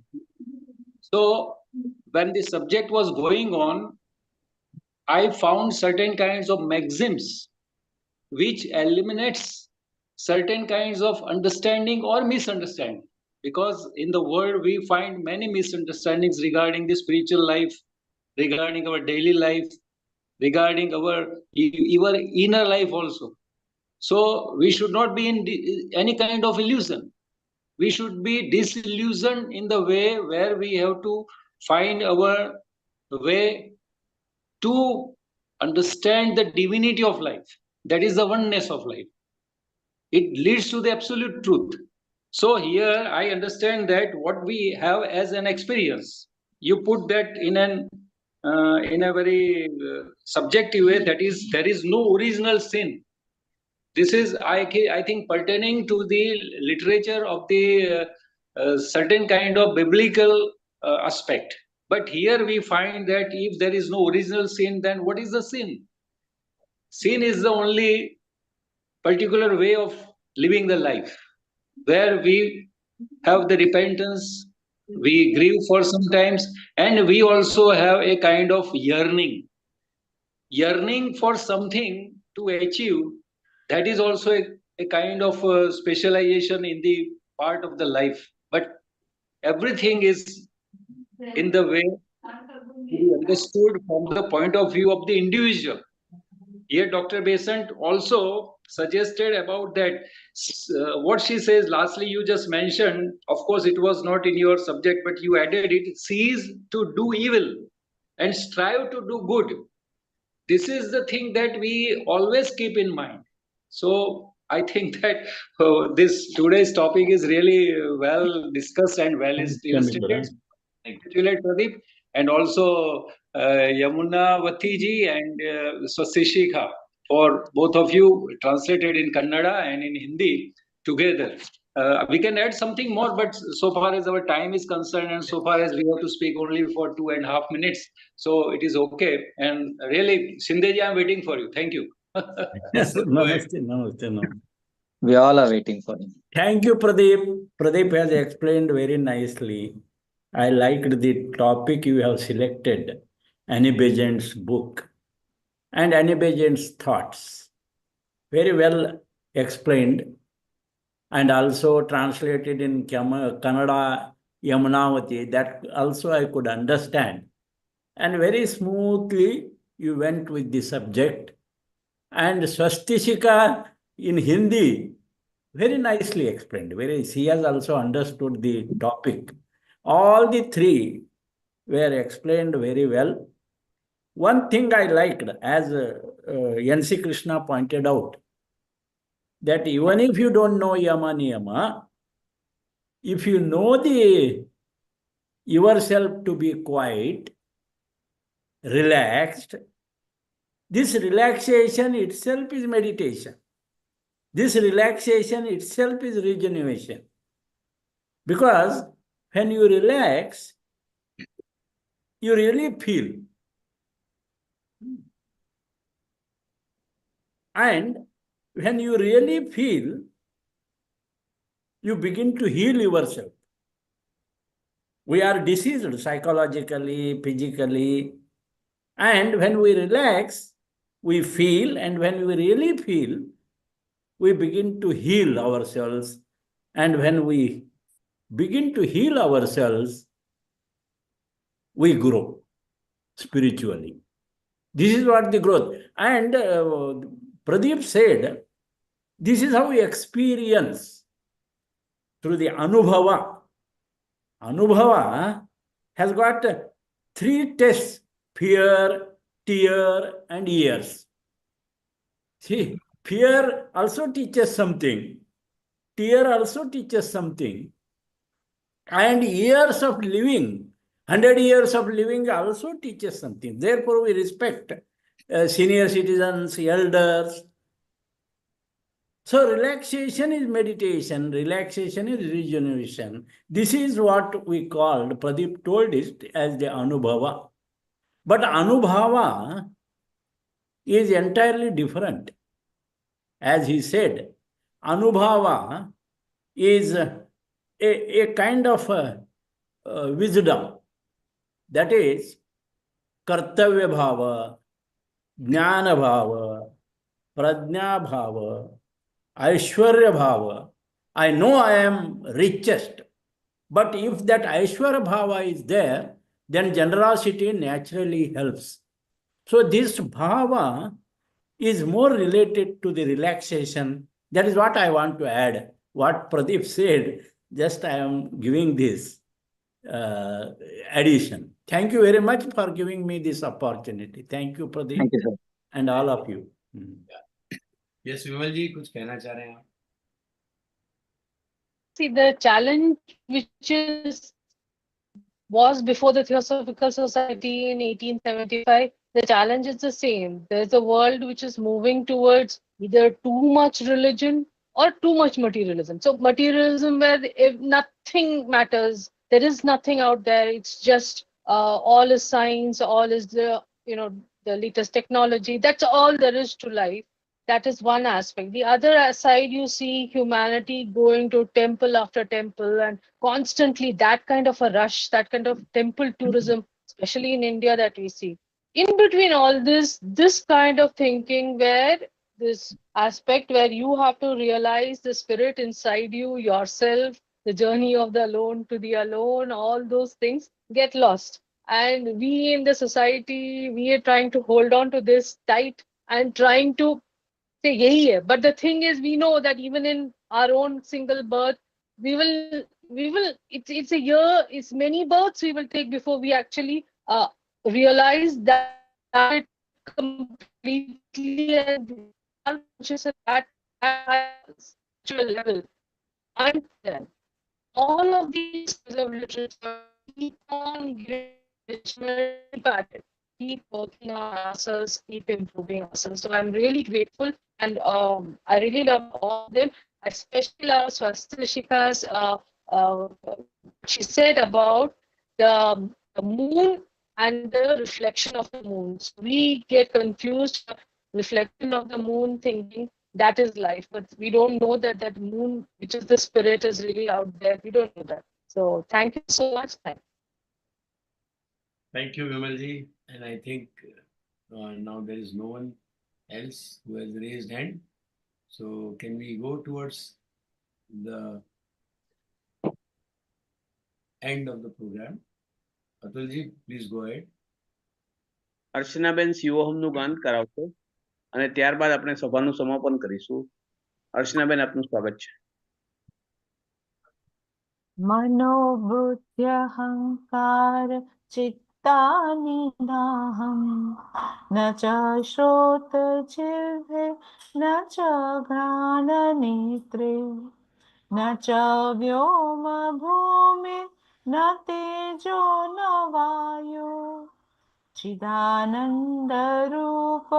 शिवोऽहं शिवोऽहं शिवोऽहं शिवोऽहं शिवोऽहं शिवोऽहं चिदानन्दरूप